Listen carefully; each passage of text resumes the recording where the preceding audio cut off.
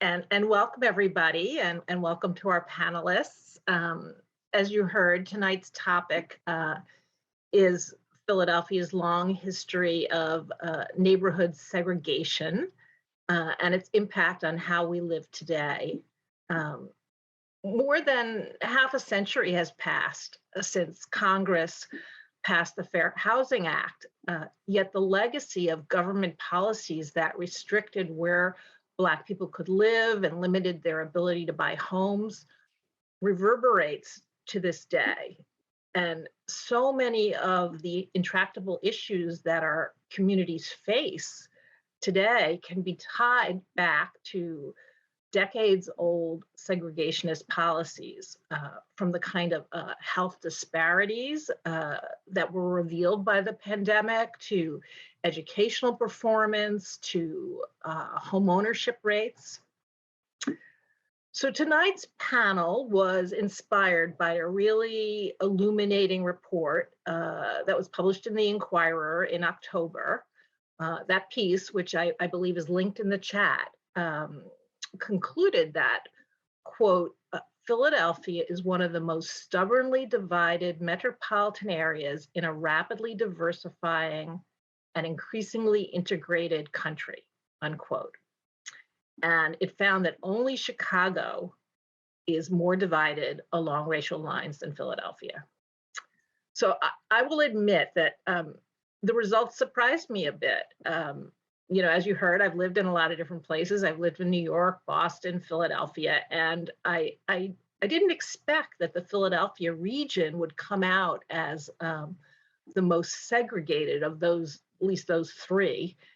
But luckily, we have the authors of the piece, my colleague, Michaelle Bond and Aseem Shukla, to help us understand why that's the case. And we also have on the panel, activist and historian Faye Anderson from Philadelphia. So let me introduce them.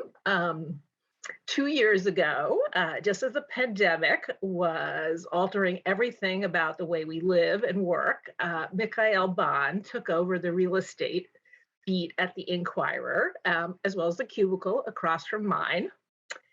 And during this very difficult time, she has really heroically covered an enormous range of issues: eviction, home repairs, the effects of the pandemic on homeowners, the housing market, and housing inequities.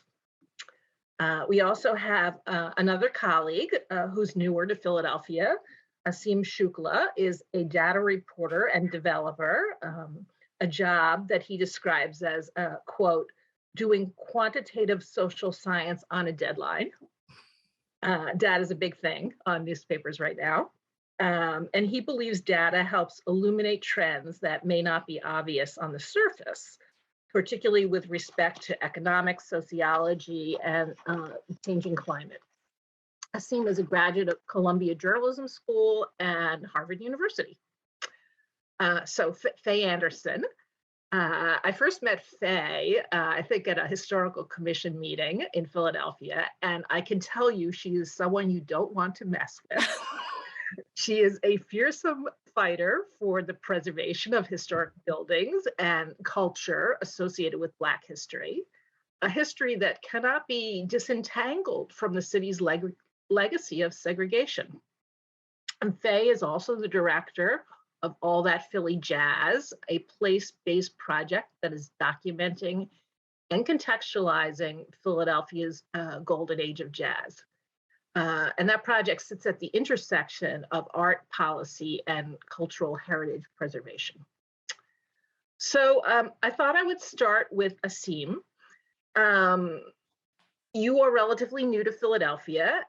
What prompted you to do a deep dive into the city's racial and ethnic makeup? And tell us how you went about gathering the data as the basis for this report. Sure. So this story kind of came about through a circuitous process of asking the question, what can we do with census data? And census data, of course, had been reasonably newly released, last summer when I started working on this. And initially, what we thought we might want to do is something about housing, more narrowly about housing rather than the racial dimension of housing necessarily. And my editor, Jonathan Lai, and Michaelle and I talked a lot about the phenomenon of the changing housing structure of Philadelphia. And this is a topic that's connected with gentrification too. And one of the things that we noticed was that you could see, for example, in Center City, the average housing size shrinking. You could see, growing. You could see the number of people living under one roof in other parts of the cities that had traditionally been more densely populated, like north central Philly, northwest, northeast Philly, west Philly, shrinking a little bit, and yet the population of the city was growing. And so we asked the question, why is that? Can we say something about the structure of who is living where? And is this a consequence essentially of gentrification in the sort of more desirable central areas and population loss in areas that are perhaps less desirable for people moving in from the suburbs or relocating or that kind of thing, at least traditionally. And we found that without the latest tranche of data from the census called the ACS, which is an American Community Survey, which provides much more granular information that we need to answer a lot of these questions, we couldn't do that story. But while looking into that, we looked around and we said, there's an unanswered question here that everybody sort of has an opinion about, but that we certainly as a paper have never undertaken to measure, and certainly have never taken to sort of assess in comparative context. And that is, how segregated, is this city now after, now, as you said, it's been 5 or 6 decades since the end of legal segregation in this country. But everybody sort of knows that segregation persists in where people happen to be situated, and that's a big component of any discussion around gentrification, and that's one that we decided we wanted to get to the bottom of. And that is a question that 2020 census data would let us answer, because we don't have to concern ourselves as much with age structure, household size, that kind of thing. And it turns out there are pretty robust social scientific tools that will let us do that. So we dove in. Great. Well, I hope you'll still at some point do another piece on housing size and density and those other issues. Oh, it's on a long list of what are we going to do when that ACS data drops. So keep your eyes peeled. Great. Michaelle, so you collaborated with Aseem, and you're the writer, reporter. And I think listeners might be interested in how you as a writer took all that data and number crunching and made it accessible to ordinary readers. And, your job was to make it real and illustrate, how segregation manifests itself in 2021. Can you talk about how you did that? Sure, yeah, and I will say too, Aseem and I were very much partners in that as well, and a lot of the descriptions of the data and making it digestible in terms of the terms and things like that were all him. But I did do the some on the ground reporting for the piece that I'd be happy to talk about. So we knew from the beginning we had this great data that Aseem was able to crunch, and we knew we wanted to have real people in it, for lack of a better term, just kind of on the ground lived experience. And so we had some areas in mind to focus on based on what the data told us. And so we decided to look at Northwest and specifically the Mount Airy area as a focus. So, and that's kind of our piece, the kind of dividing line between kind of mostly Black neighborhoods and toward the east, and then mostly white neighborhoods toward the west. And so, residents of Mount Airy itself are very proud, and rightfully so, of the diversity there. But it was one of those places where even within a diverse neighborhood like that, there are pretty stark lines between different sections of of the neighborhood, kind of very stark lines separating them from one from another. And so we thought that was a good place to focus on, because it was diverse, like, as technically the city is, and when you look at it as a whole, but really, it was a good example of how diversity, it doesn't mean there's no segregation. So because of that, I started just talking to folks in the area, and it's one of those things where you talk to one person and they say you should really talk to so and so, and then you talk to that person and they say, well, actually you should talk to this person. And so it just kind of was a tree of people, until I was able to, someone directed me to a woman named Linda Bell, who's a lifelong East Mount area resident, and she's also on the board of the neighborhood group.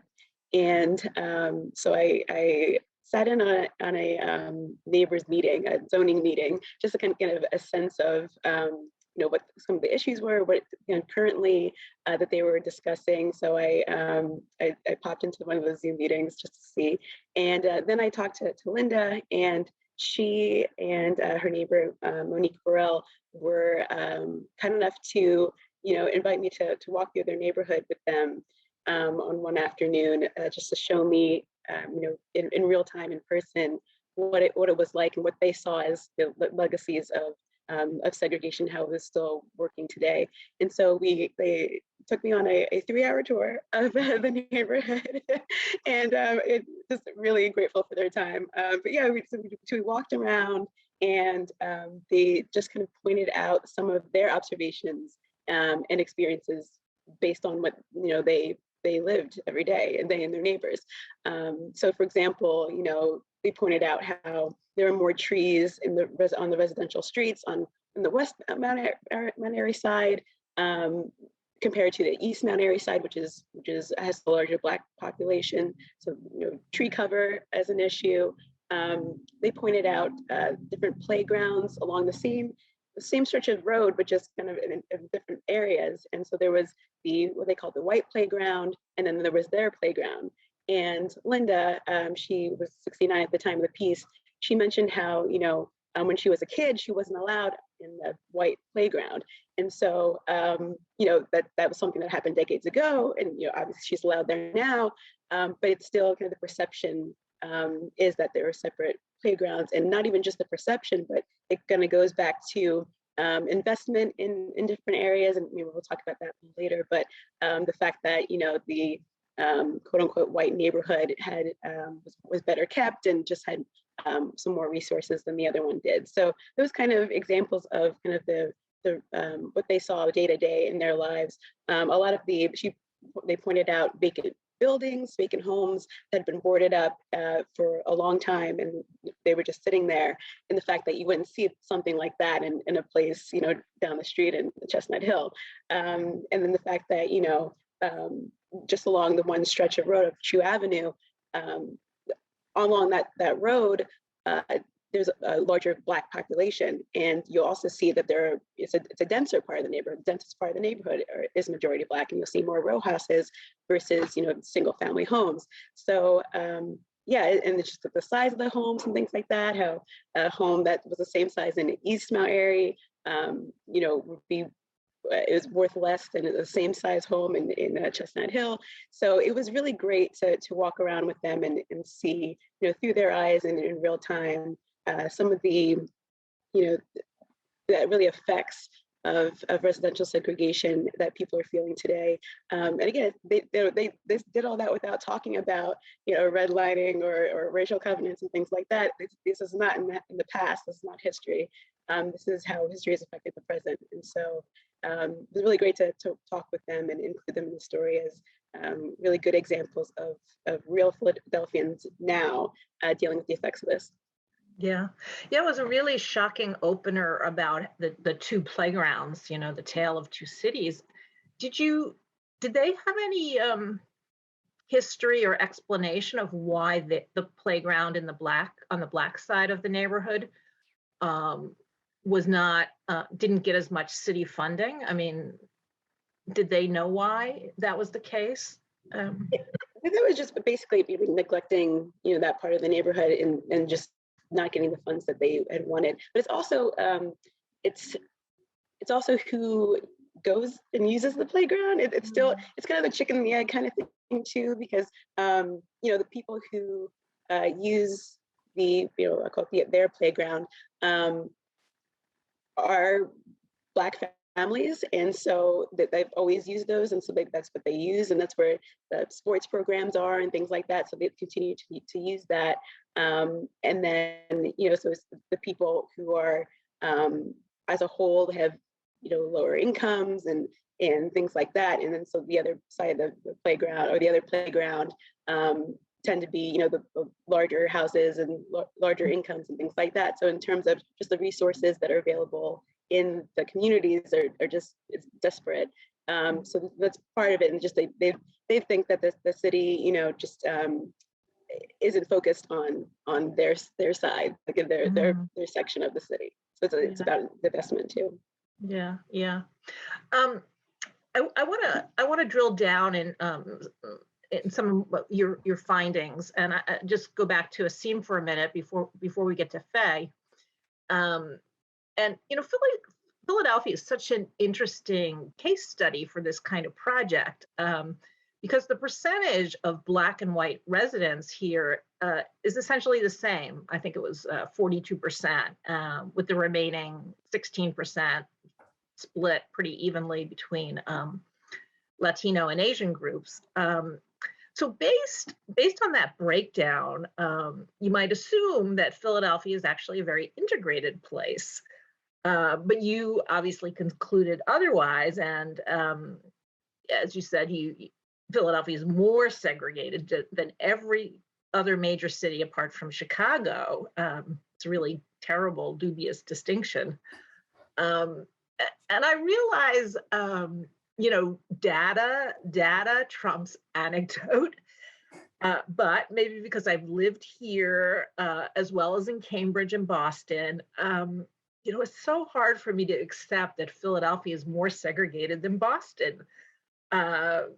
You know, Philly is a real patchwork of various racial and ethnic neighborhoods. You know, you walk around the city, and 1 minute you're in a Black neighborhood, then you're in a white neighborhood, then you're in an Asian neighborhood. But I lived in Boston, and virtually the entire Black population, which is just 25% of the total, is concentrated in one single neighborhood. So you explain this with something called the dissimilarity index. So tell us about that and why Philadelphia comes out so badly on so many measures, and can we blame the suburbs for that? So I'll try to answer all of those things. So before I explain the similarity, let's not let Boston off the hook too badly. I've also lived there. Boston is number 3. Philadelphia is number 2. Okay. So you know, not exactly doing great there. And the one thing I should clarify is that when we cite numbers for dissimilarity index, we measured it across a bunch of different. The way you calculate it is you look at it for a pair of different groups. And the one that we focused on for this story was Black and white dissimilarity. And for that reason, it should be maybe a little bit shocking that Philadelphia does so poorly, because it does have such a high proportion of Black residents. Boston has a much lower proportion of Black residents. So to go into the dissimilarity index a little bit more, basically what it measures intuitively, and if anybody's interested in the math, I can send over an equation. But intuitively what it measures is how different is each neighborhood or subunit, and what we used was the census tract, which is sort of a cluster of blocks or a cluster of neighborhoods that the census uses, and assess how different are each of those tracts on average from the overall city's demographics. So is the typical tract going to look similar to the city's racial breakdown or not? And on that metric, Philadelphia performs very poorly. Because every individual census tract tends to be very heavily white or very heavily Black, or some of them are much more mixed, particularly in sort of the Northeast and that sort of thing, and in Center City increasingly. But by and large, you know, vast swaths of the city are mostly one or the other. And that's why Philadelphia performs poorly. Intuitively, that's why Chicago performs poorly too, because you have the South Side, and then you have sort of everywhere else. And I mean, I'm painting in broad brushes. And New York doesn't do that well either, even though New York, is thought of as a very diverse city. And the other thing so if you're sort of reading between the lines, what the dissimilarity index doesn't tell you is if you're walking around going about your business in the middle of the day, how many people are you going to run into? Are you going to interact with or see on the street people of different races or different backgrounds you? And it doesn't have anything to say about that, obviously. Mhm. And I think that is something that, if intuitively the Boston experience may feel more segregated because there are, the proportion of Black residents is somewhat smaller and they are more concentrated in a particular part of the city. And there are other metrics we looked at, and you can stop me if I'm getting too deep into this, but there are, the dissimilarity index, it would be the same if all the census tracts were right next to each other, or each census tract was sort of alternating white census tract, Black census tract, white census tract, Black census tract. Each tract would look very different from the whole, but maybe every 10 blocks it would shift again. There is another index that says, well, how closely clumped together are all of these tracts? And on that one, Philadelphia performs badly, but not as badly as some of the other cities that we looked at. It's definitely worse than New York, for example, but it is not as bad as some other cities. For example, for whatever reason, Worcester, Massachusetts does very badly on this. Broward County, Florida does very badly on this. So, there are different measures of segregation, and they all tell you slightly different things. But the sort of meta point is Philadelphia, no matter how you look at it, is like in the top 10 on any of these measures. And can you address, like, in your piece, you said the city does worse than the suburbs. Maybe that was the most shocking thing to me. How is that possible? Well, there is a phenomenon where, and this is, how should I describe this? So there's this phenomenon that as you get more, let me put it this way. Newer developments historically, since the 1960s, have tended to be much less segregated than old developments. And there are historical reasons for that. There are sort of urban planning reasons for that. It's just the case that no matter where housing has been built since the 60s and 70s, it has tended to be less segregated than housing that was built before that. And that is more true of more sprawling, more suburban housing than it is of dense urban housing for whatever reason. And this is, we have this graphic in the article that shows how much more quickly the Dallas metro has desegregated than the Philly metro. And that is in large part because they have built so much more housing than we have in that time. And as people move out to the suburbs, newer suburbs just have less history of where have people lived and that sort of thing. And I think that it's not so much a story of the suburbs being particularly unsegregated as it is the suburbs being less rigidly segregated than the cities. The other thing that comes into play here is that we are looking at the Black-White dissimilarity index for the sort of banner number of Philly is number 2 and the Philly metro area is number 4. There are counties in our larger area that just don't have that many Black families. And for that reason, their scores will be lower because those Black families are perhaps less likely to cluster in certain areas. Now, and not all suburbs are created equal. Delaware County is basically just as segregated as Philadelphia. But if you go to Gloucester County, New Jersey, which we included as part of our sort of metro area analysis, that's much, much less segregated. And that's just in large part because there are not as many Black families there. The ones who are there are sort of better distributed with the rest of the population. That's interesting. I want to turn to Faye. Because of your work in preservation and jazz history, you have documented how there was a cultural flowering in segregated communities. and you continue to document how the legacy of segregation is now endangering the physical emblems of that culture. Tell us what you're seeing and what kind of work you're doing to try to preserve the culture that came out of this racist institution. Well, I should begin by saying I'm surprised that anyone is surprised by how racially segregated Philadelphia is. May recall that in Jackie Robinson's rookie year, he was denied a hotel at the Benjamin Franklin Hotel. They would not let him stay there, so the team moved to the Warwick. But actually, I'm not from Philadelphia. I'm from Brooklyn.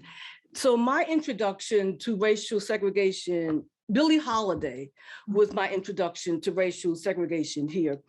Her historical marker at 1409 Lombard Street reads, when Billie Holiday was in town, she often stayed here, but it doesn't note where here was. And so oftentimes with markers, there's no there. So I decided to go beyond the marker and find out, well, where did she stay?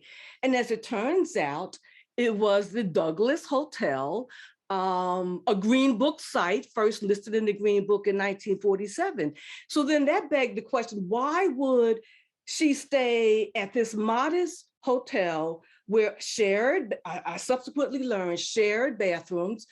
Why would Billie Holiday stay in such a place when, at that time it was called the Bellevue Stratford, was just a few blocks away? And of course, the Benjamin Franklin Hotel. Well, it was because of the racial segregation in Philadelphia. So there's no coincidence that Green Book sites or Lombard Street is lined with Green Book sites, former hotels, South Street, businesses those were dividing lines.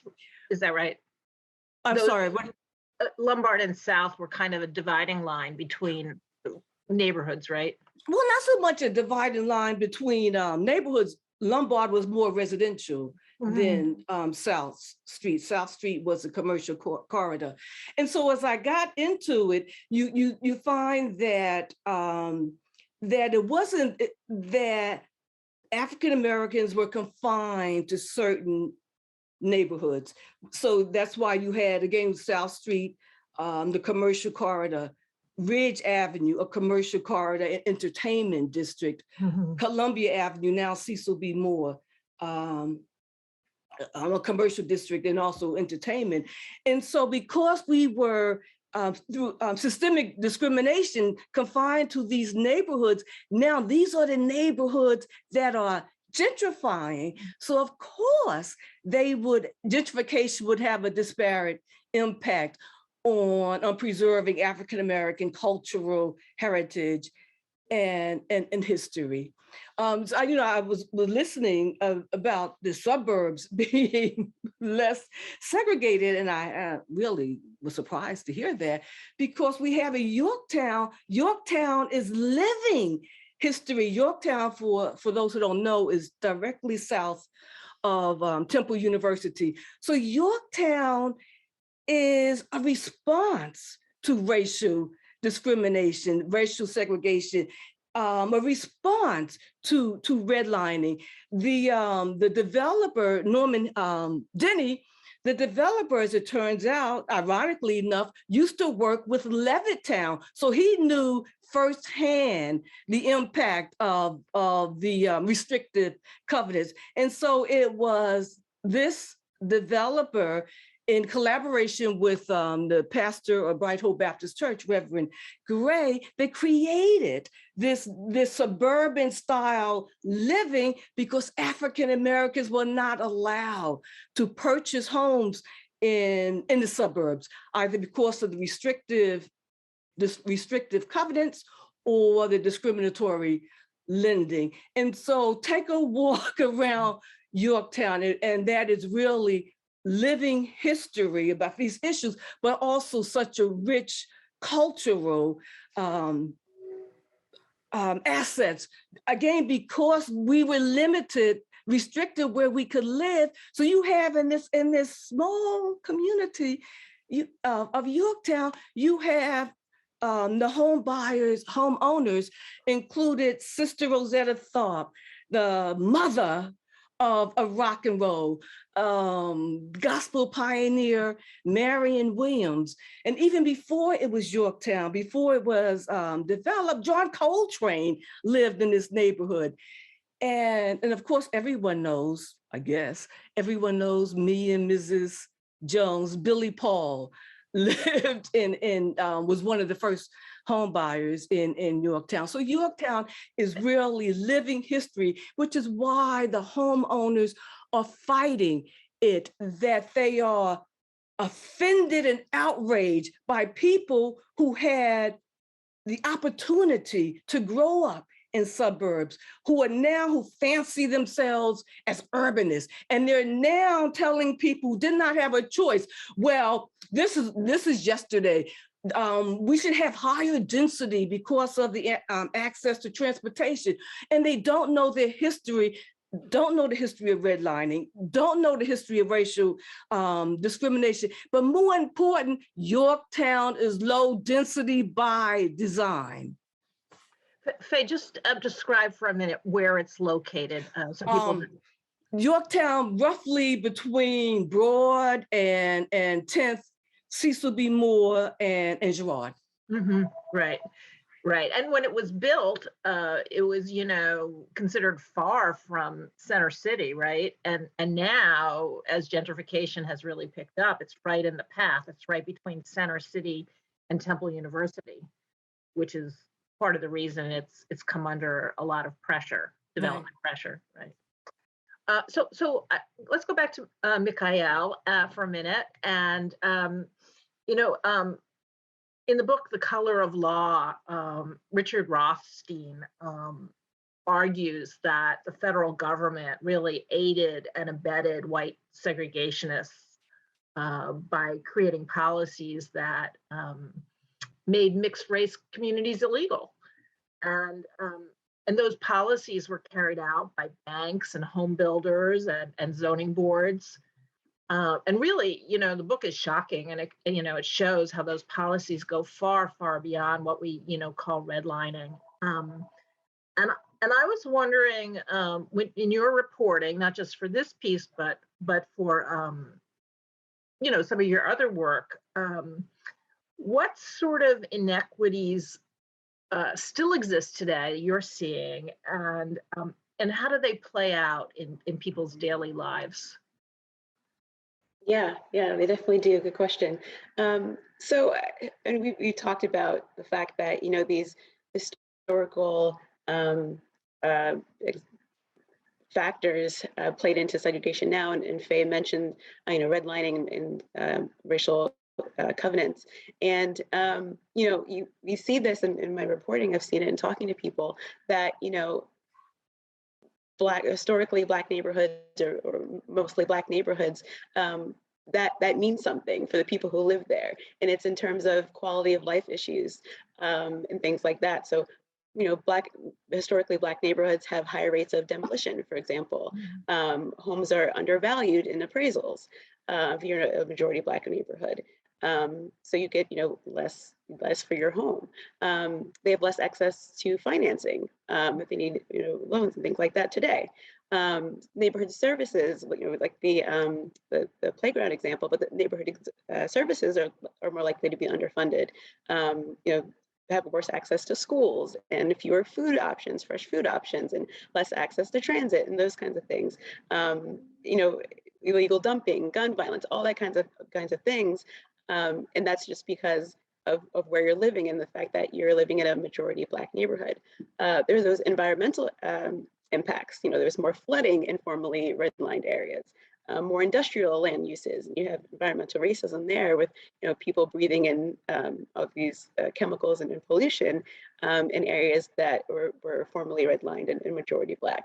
A decade plus ago, when we had the the Great Recession, the housing collapse, Black middle-class neighborhoods were really targets for predatory lending. So, those homeowners either lost wealth they built in their homes, or some of them lost their homes, and that has implications today for wealth building. And we already know that, on the whole, Black families have less wealth than white families, much less wealth. And so, that plays into the resources and taxes, things that can go back into neighborhoods. I've also written about what's called Tangle Titles, where the owner of a home isn't clear legally. And so Philly has a big problem with Tangle Titles, as other cities do in the country. But what happens with these is that if you have a Tangle Title on your home, as many Philadelphians do, it means that you can't get grants for home repairs, for example, or you can't legally sell your home, and so you can't use your biggest asset in your favor. You can't use that equity to pay for your child's college or something like that. So you can't fully use the property that's yours because legally there's some hoops that you need to go through to get that done. And what usually happens with Tangle Titles is the homeowner dies without a will, and there's a bunch of heirs that have partial claims to the property. It's a very complicated process, and Philly is now really focused on this issue and trying to get people untangled to get to make full use of their properties and to build that wealth. But yeah, Pew and others have researched this, and there's $1.1 billion of wealth that's tied up in these Tangle Titles. And the neighborhoods, surprise, surprise, with the most Tangle Titles in Philadelphia are neighborhoods that are predominantly Black. And so there's just all these interwoven factors at play that again today are really determining things like jobs, what jobs people can get, what parks are there for fresh food, things like that, schools. So there's some consequences that go far beyond just kind of what might be fair or that looks good in terms of, we should integrate because that's a good thing to do. Well, actually, there are really clear reasons why people are affected by this today, all these decades later, after fair housing and all, and this isn't technically legal anymore. There are other ways that segregation can happen like this, and the fact that it's hard to leave that legacy behind because it's still very much at the forefront of people's day-to-day lives today. May I just say something, since you about Tangle Titles? I mentioned John Coltrane earlier. When he lived in what is now known as Yorktown, when it was blighted, but he bought a home in Strawberry Mansion on 33rd Street. That home is now a National Historic Landmark, which is the highest designation for historic property. Think Independence Hall, or City Hall for that matter. But it's now, and so when you look at the John Coltrane House today, it's in disrepair. And so, of course, one asks, well, why? This man who is loved worldwide, why has this happened? Well, it's a Tangle Title mess. And so even though there are any number of Coltrane fans who would contribute to a GoFundMe to repair, to restore the home to its former glory, there's nothing, hands are tied because it's private property and the owner of record died in 2007. So Tangle Title is not just this little rundown row home somewhere. It's also a national historic landmark. Yes, I'm so glad you brought that up too, because it's such a problem everywhere. But especially, I mean, you think with a property like that, this wouldn't be allowed to happen, but it does, and it does all the time, and it's just so complicated to untangle that, because you have to find who the record holder is and all of the many heirs they could have. It could be someone owns 1/8 of a property, and getting everyone together and signing the paperwork they need, and it takes hours and hours and hours, even for simple cases, and it takes thousands of dollars to get something like that untangled. And I mean, to your point, I mean, even the buildings that aren't historically recognized, these people's homes can just fall into that same kind of disrepair. And so that's when you do have, if we see walking around Philly and you see vacant properties, that could be what's happening. There's that blight and that comes out of this because of these kinds of issues. And so you do have more blight in those kinds of neighborhoods that have more tangle titles, and that brings down home values. And so there are all these connected issues just because of this one thing, and then on top of it you have the potential of losing this historical property that the city shouldn't lose. So it's a very pervasive problem. There's, I believe, some history to this. I think, when before, in the days before, everyone wanted to live in Philadelphia, and before gentrification, people were very casual about transferring their houses because inheritance taxes are pretty high in Pennsylvania. And, people figure, why should I pay $10,000 in inheritance tax when I could just, live in my, aunt's house, right? Or, or they were living there before. Has anyone sought to address that to make it easier for people to inherit family homes? You mean to untangle the Well, yeah, I know. title? I know there are some legal services agencies that work with people to untangle titles, but this whole issue of the inheritance tax, I think, is a barrier as well. Right. To her credit, Registered Wills, Tracy Gordon, she has a program. She's been very aggressive in attacking this situation, Tangle Title. And I think they're offering free legal counsel if under a certain income threshold. So I would, if anyone has a Tangle Title problem, definitely consult the Registered Wills office because they are very aggressive in helping families. Yeah. Just one other thing, Michaelle, I thought you might talk about quickly. Philadelphia, is sort of likes to boast that it's the city of homeowners, and it did for a long time have, relatively high Black home ownership. And Faye actually mentioned a lot of important people who own their own homes. But over the last few years, the percentage of Black residents who are homeowners has fallen. And so I was wondering if you could just talk about, how Black families were able to acquire homes despite the unwillingness of banks to lend, why the rates of ownership are falling, when segregationist policies are technically illegal. Yeah, well, a lot goes into affordability. So, historically, Philadelphia has been an affordable city relative to other cities around us, and that affordability is chipping away. It has been chipping away recently, especially as we've all heard about home prices skyrocketing, especially in the last few years. So all goes back to that affordability.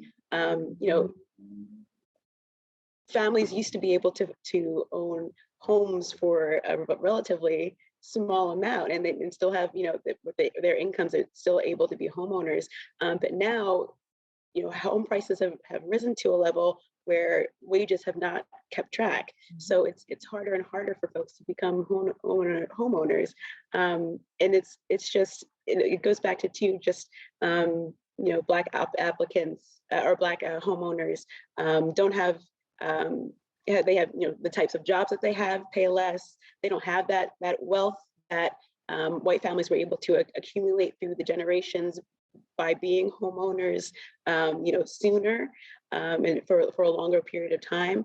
And they don't have the built-in wealth and equity that white families have to use that to go forward and put a down payment on their child's house for them, that kind of thing. And then because of the lack of wealth relatively and the lower incomes of Black families, not only becoming a homeowner is more difficult because you have the upfront costs, but then also the mortgages. It's also harder to stay a homeowner because it's more expensive relatively for a Black family to be a homeowner than a white family. So they're more likely to lose their home once they get it. So that's a problem too. So it all kind of just plays together.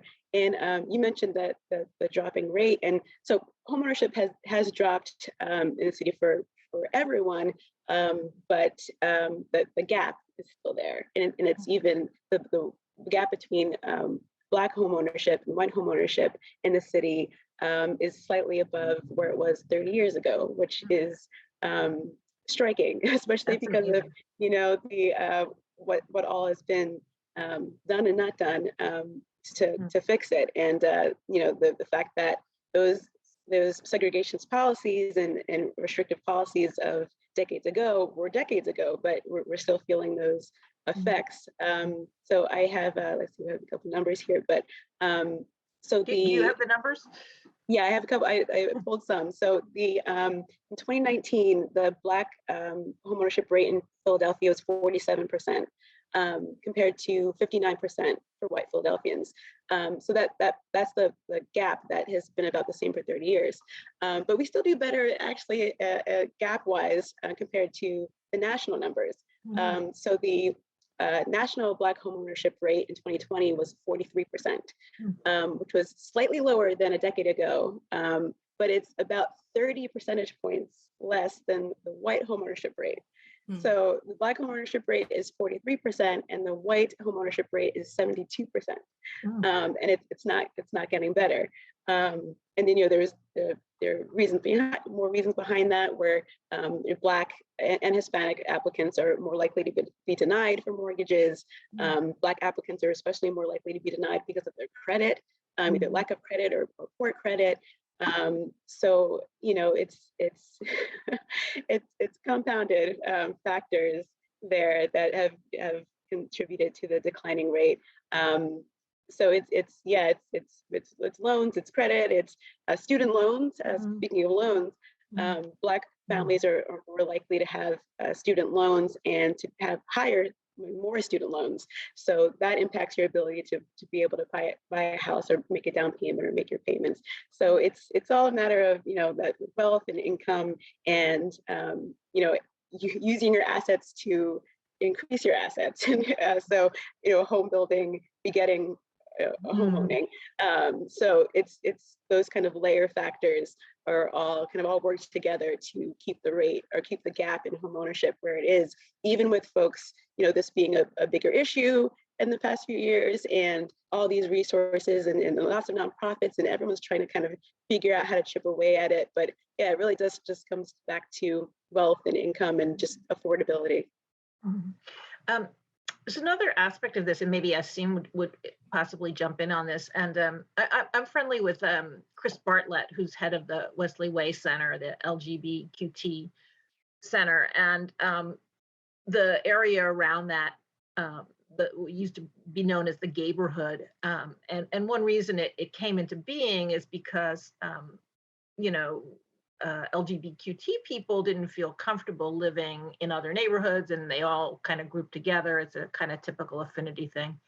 But now that there's more tolerance, they've dispersed and they live in all kinds of neighborhoods, and it's the neighborhood has less of a gay identity. And I was wondering if something similar happened in the Black community, that people who did become more affluent had more choices. They could live in the suburbs, or wherever they wanted. And the people who weren't earning enough couldn't leave. And what did you see an increased concentration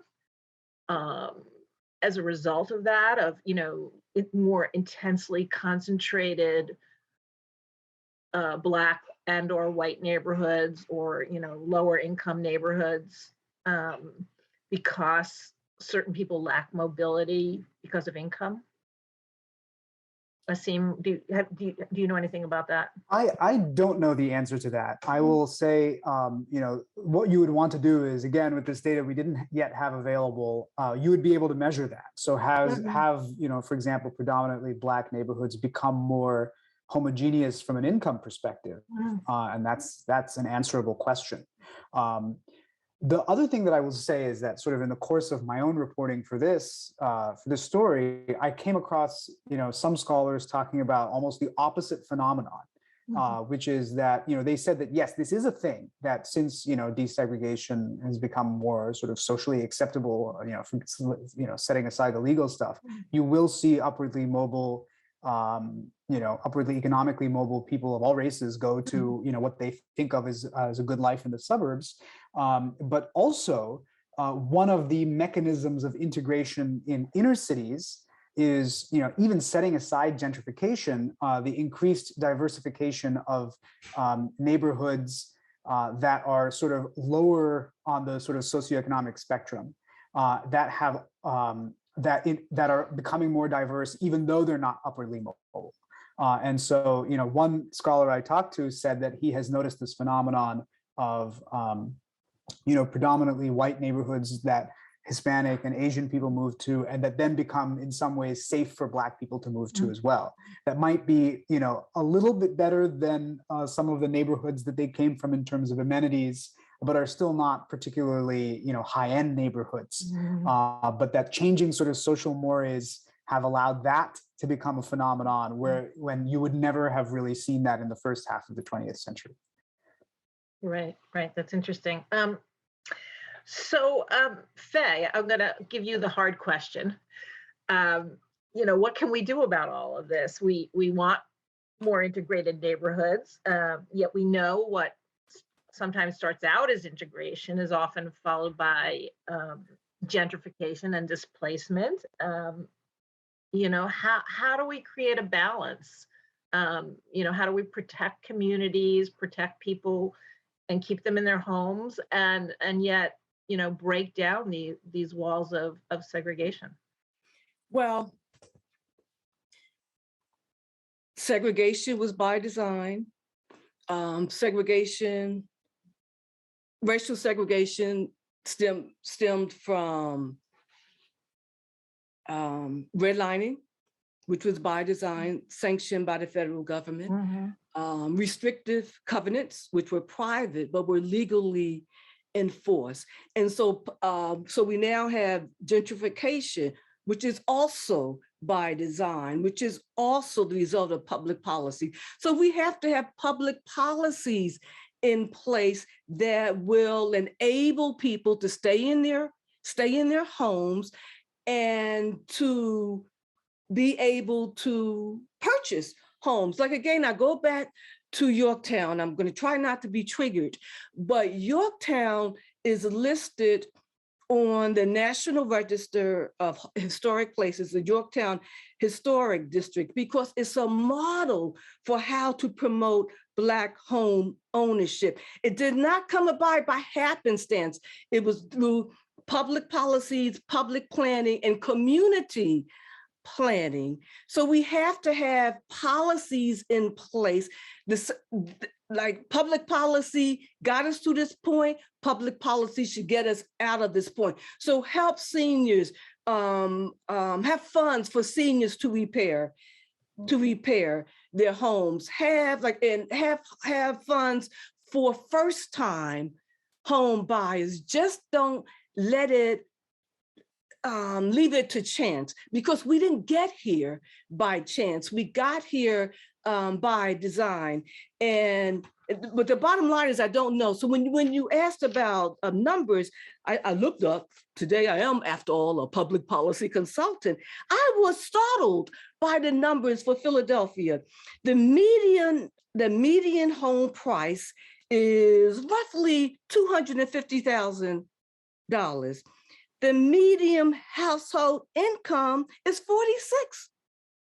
$46,000. So it's structural. And in order to barely afford the median home of $250,000 home, you need an income of at least $54,000. So if that's what you minimum $54,000, the median income is $46,000. These are structural issues. Yeah. Yeah, no, that's a really good point. point. And if I have the answer, you have to pay for it. I'm not going to give it away. Michaelle, going to Faye's point about, it's everyone talks about this, our median house price is, compared to San Francisco or Boston or New York is actually incredibly low. Like I think in San Francisco, the median house price is over $1 million. The problem is if you have a low income, as Faye pointed out, it doesn't matter that it's low. The city and the county administration in particular has said that it's going to prioritize equity in its planning policies. And it's also, I believe there's been some talk about some support for first-time home buyers. What have you seen in that regard, and how well is it working? Well, I will say one of the programs that I was told was working pretty well, the Philly First Home program, which gives grants of up to $10,000 for first-time homeowners or homeowners who haven't owned a home in 3 years, also called first-time homebuyers, to buy properties. And it's a program that had been on hold for the past couple of years. During the pandemic, actually, because of a lack of funds, and now it's been refunded. So it's starting up again in the spring, so that's good. But yeah, those kinds of programs need to be funded. But then there's also the aspect of what Faye was talking about is if it's great to get those kinds of grants and that help for first-time home buyers, but if you can't buy anything in your range, those programs don't really work if there's nothing for you to buy with those grants. So it's the market is kind of pushing back on these kinds of programs too, and it kind of remains to be seen how much these programs can help in this current market and in the future, as the affordable supply of homes is what it is. So I guess the answer is we'll see kind of how much this helps in the future. And I know that there's people I've talked to who have used these kinds of programs to purchase homes, and they're in those homes and have become homeowners because of these types of down payment programs. So it's one of those things where the prices of homes are going up too high relative to wages and relative to the programs and the funding that we have available. So that gap is widening. So we'll see. Yeah. I heard a depressing story from a developer who builds affordable subsidized housing. He gets various grants to build things below market rate, and he built 6 houses in Point Breeze that I think we're supposed to sell for like $150,000, which is pretty good price. But none of the buyers who applied who could actually qualify were people of color. Like they went to white buyers, which is shocking. That happened because the whole point of the program was to provide good new homes for black buyers, and here are all these government subsidies, and it didn't work. In that particular case.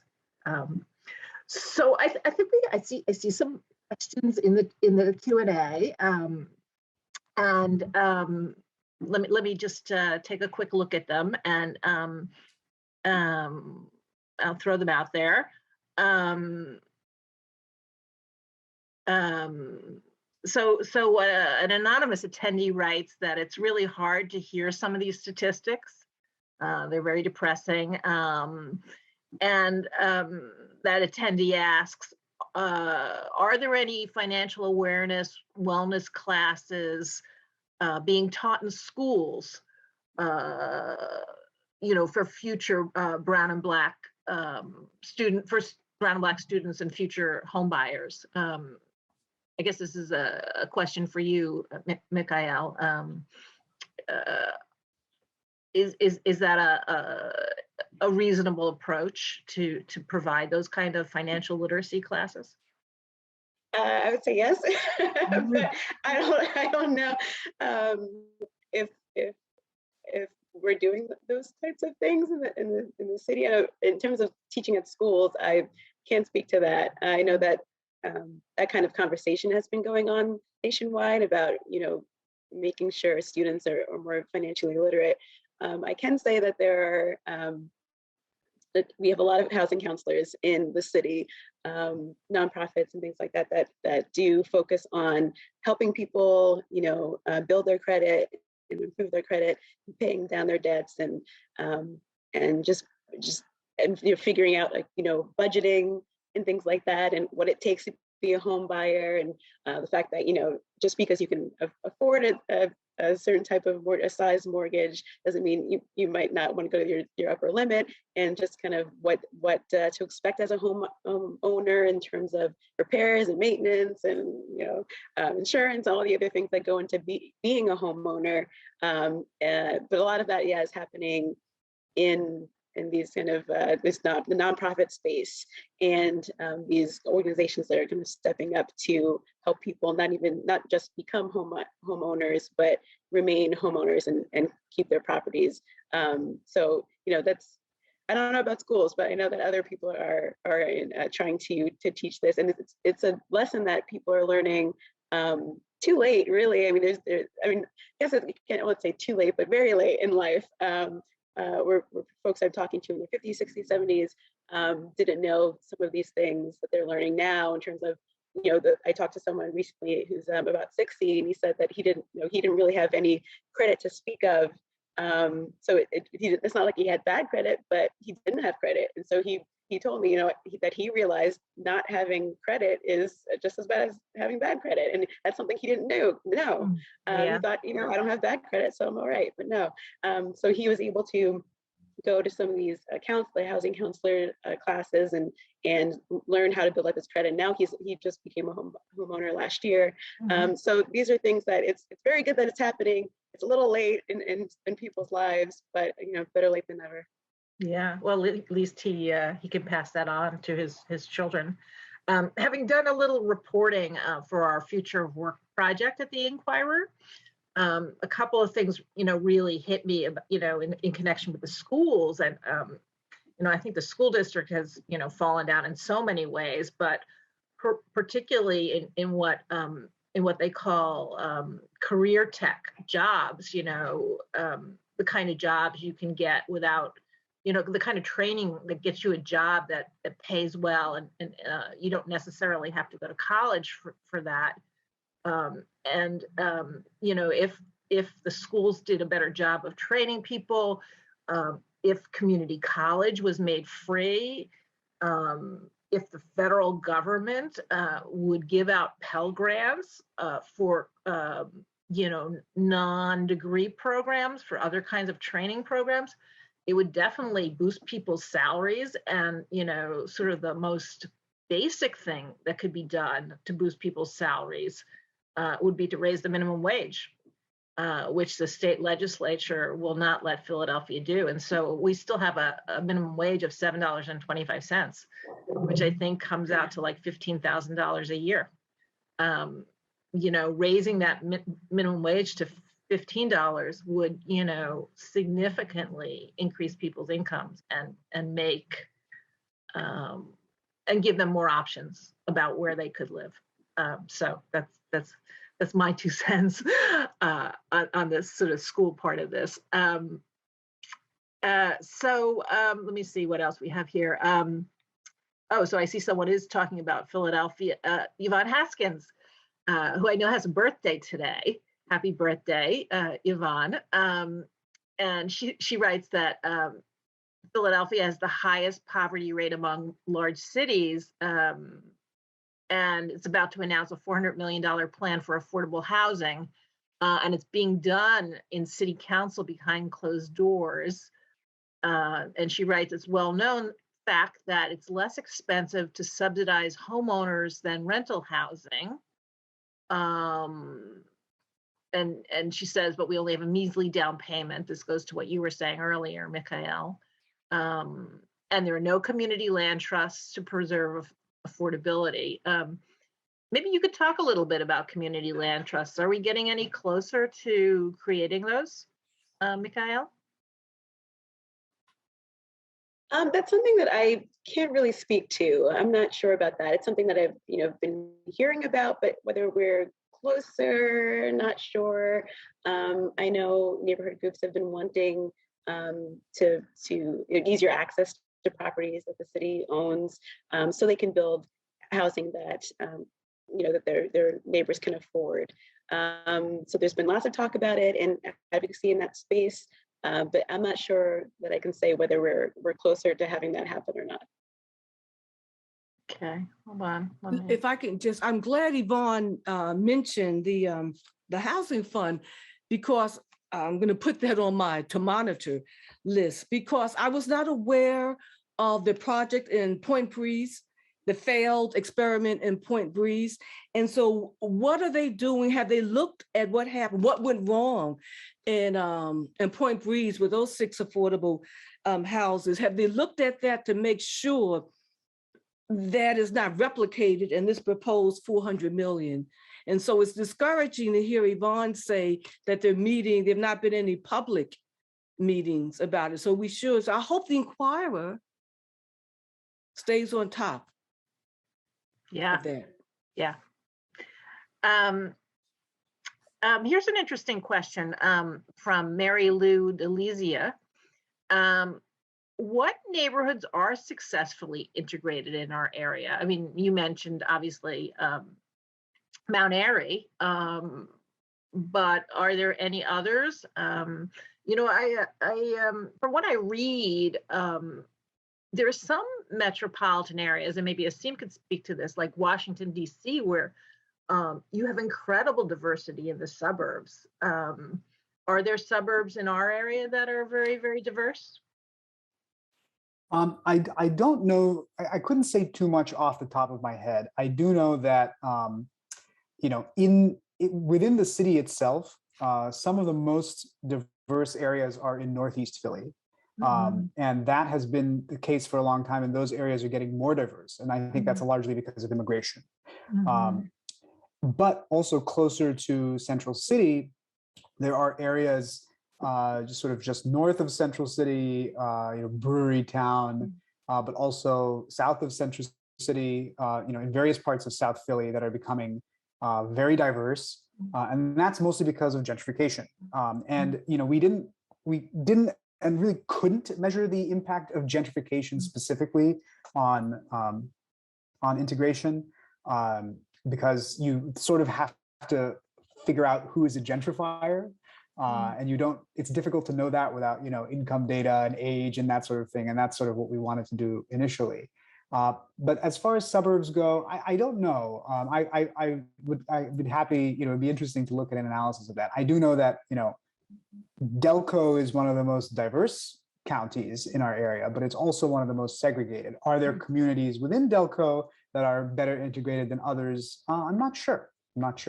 Yeah, I think Upper Darby has like actually Upper Darby is the one that I was thinking of, that like maybe I didn't want to sort of say that because I don't know for sure, but that's the one that suggested. I don't want to diversity for diversity's sake. The whole push for school integration was not so that a Black child can sit next to a white child. It was to have access to good schools. And so I don't know whether there's such a thing as a similarity index, but when I think about Prince George's County in Maryland, it's probably in Maryland, it's probably one of the least diverse counties, but it's also the wealthiest Black county in the country. And so people should be free, should have the option to live where they want to live. The lack of diversity only becomes an issue if to me at least, if Blacks are not allowed to move into a certain area. So to have a more nuanced definition of diversity, because it's not just, again, using the school integration analysis, not just to have no one struggle to have a Black child sit with a white child in a failing school. Mm-hmm. And you're really talking about also equality of investment. And this goes back to, what Michaelle described in the beginning about these two playgrounds in Mount Airy, one that got, money for upkeep and was in good condition, and one that didn't get enough money. And there's certainly a lot to answer for in this city about the inequality of investment and resources in different neighborhoods.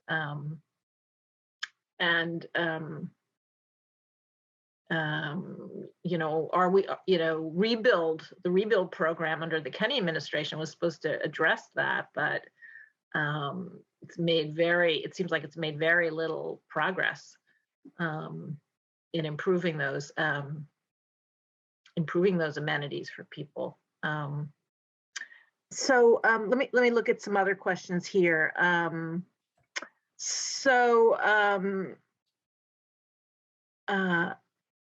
I saw a question from Karen Warrington, and it's an interesting question. She says, how does the Inquirer explain itself in regard to the promotion of North Philly as the Badlands? For a long time, that was a very common phrase that appeared in the paper when, there was a discussion of some, troubled neighborhoods in North Philadelphia. Michaelle, how much do you think usage of those kinds of phrases depress the values in neighborhoods and cause people with means to leave? Do you see a cause and effect? I mean, I'm sure it didn't help. To what effect? To what extent? The paper depressed values, I'm not sure, but I mean, combinations of bad negative press and real estate agents kind of labeling certain areas too, like they do, or promoting other areas, creating neighborhoods as they do. But yeah, it's the paper and the media in general have a legacy of harming communities, especially communities of color, by the coverage and the words we choose to use and how we describe certain areas, how we describe the same phenomena in different areas based on who lives there. So there's a very real legacy of that in the Inquirer for sure, and media in general. So in terms of how much it has impacted values kind of in dollars and cents, I'm not sure, but certainly just kind of the feelings of how people perceive neighborhoods and the feelings of residents who are in their neighborhoods of how they are covered unfairly and things like that, it certainly have merit. So those are things that we do as an industry have to answer for, and so does the Inquirer specifically. Yeah, thanks. So here's another question from an anonymous attendee for Aseem. And this person asks, how closely do the current census tract patterns of Black-white homeownership parallel 1930s redlining maps? In other words, did the patterns of the past prevail? That is a great question, and it is one that we looked at and thought about including in the story. And I think the Inquirer may have done something about this a while ago.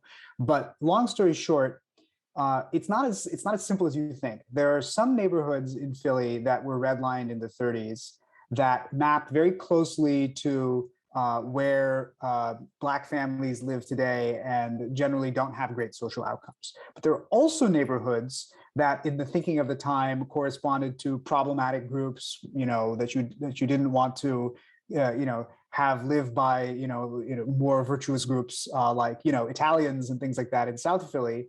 And those areas have gentrified much more quickly, much sooner, much more rapidly. And those areas don't, really map to certainly where Black families live today, or to where, economic opportunity is harder to come by. So I thought that was interesting that, these groups were kind of lumped together back then, but history has sort of taken their trajectories in separate directions. Yeah, I think I might be able to add a little context to that, because one of the fascinating things about Philadelphia is the northern part of the city was way more industrial up until World War II, or just after World War II. And in fact, it was way wealthier originally. North Philly was wealthier than South Philly. South Philly was mainly a lot of small artisans and shopkeepers. But when deindustrialization happened, it devastated North Philadelphia, and I think between 1970 and 1980, the city lost about 150,000 jobs. So you had all these people, a lot of Black people who'd come up from the South to work in those factories, all of a sudden without jobs, in a very turbulent time when the school district was not performing well. And I think, that kind of history has played a role in the outcomes in those neighborhoods, North and South. Some of the differences we see. South Philly just didn't have the factories that closed, and so it wasn't quite as devastated during that period. So since we're talking about history, let me go to Oscar Beisert, who is a preservationist and works a lot with Faye. And he says, equity takes many forms. Obvious programs are easy to present, take credit for, even if ineffectual. The city recently commissioned and began a process of surveying historic resources that focuses on culture rather than buildings. And while that is nice, he says, it means that vulnerable and marginalized communities will continue to lose their cornerstone historic buildings to development. Is protection and preservation a form of equity for communities? And how is the city doing with this? I guess this is for you, Faye. Thanks, Oscar. Actually, I think it's a step forward that in general, looking beyond brick and mortar, because even though I'm described as a historic preservationist, my interest in the buildings is more about the stories that they hold. So for me, the brick and mortar is incidental to the cultural heritage. And so the concern with the survey is preliminary. Who is going to design the survey? How will equity be built into the survey? I asked you, Inga, not to trigger me. And so, getting a question from Oscar, I'm going to get triggered that when you look at Oscar nominated the Henry Minton House, when you which was in the neighborhood, that it met all of the criteria for designation for historical significance. How could it be any more significant? A place where Frederick Douglass died, where John Brown laid his head, but it was not, but the commission did not designate, did not protect it. And so now it's demolished, has been demolished. And so if the commission said it lacked historic integrity, that there had been some alterations over the years, the same kind of alterations to Society Hill properties that have not kept them from being designated. The Betty Ross house does not look anything like it did during a period of significance.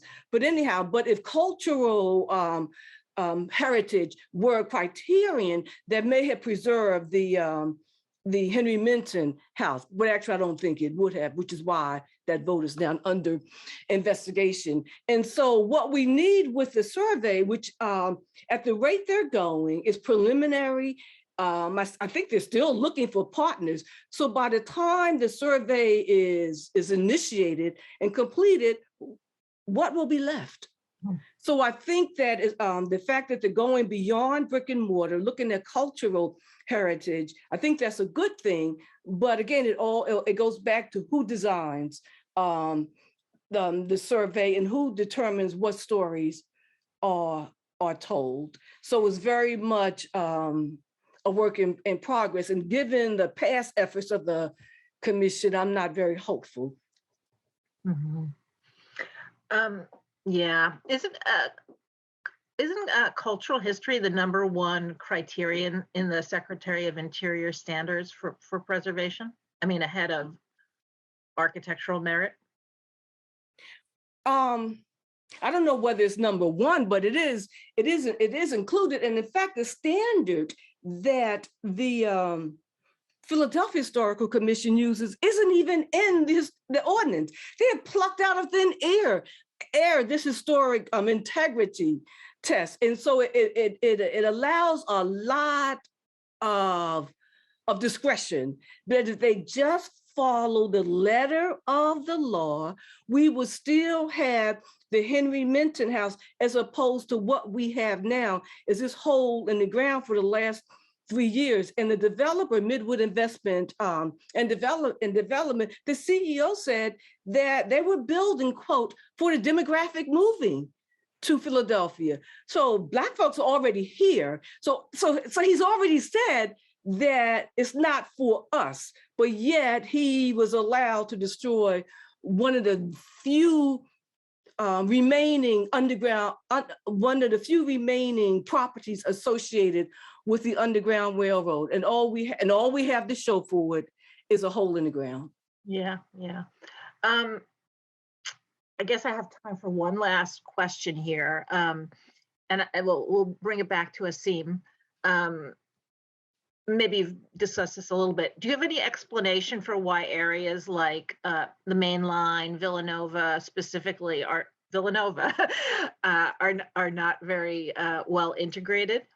I assume that's an accurate statement, but I'm going to also assume that, because I don't know that that's true one way or the other. And so take my answer as speculative based on sort of trends that I learned sort of in my reporting. What I would speculate is that these communities are, as suburbs, are pretty old and pretty rich, and so the people who moved here, and who sort of created these communities as the Main Line sort of became a thing, were wealthier, whiter people, sort of with connections to Philadelphia, for whom that was an option, and that, because real estate values in these areas have not exactly gone down sort of throughout the decades, that's sort of who is here. And certainly I think you would probably find, upwardly mobile, Asian immigrants or, other groups that you think of as, upwardly mobile in those cities. By and large, the economic trajectory of Philly's Black community has not been one that would have allowed a lot of them to break into these places, even if they wanted to. That's, of course, painting with a broad brush, and I don't know, I haven't looked at census records, decade by decade for each of these places, but that's what I would speculate. Yeah, I believe for the metro area, that's the 8 counties, that the Black population is about 12%. Is that right? As opposed to 42% in the city. It's a really different number, right? Michaelle, is that correct? It is a different number, yeah. It's a very different number, but I don't know about the specific number, but I know it is very different than the city. Yeah. Anyway, well, I think we're just about out of time, and our panelists have been really terrific, and we should give them a virtual applause, and thank you for spending your Wednesday night, and thank you everyone for staying and listening and thinking about this issue and how we can do better. I think as long as we're focused and willing to talk about it, we can try to break down this legacy of segregation. So thank you very much.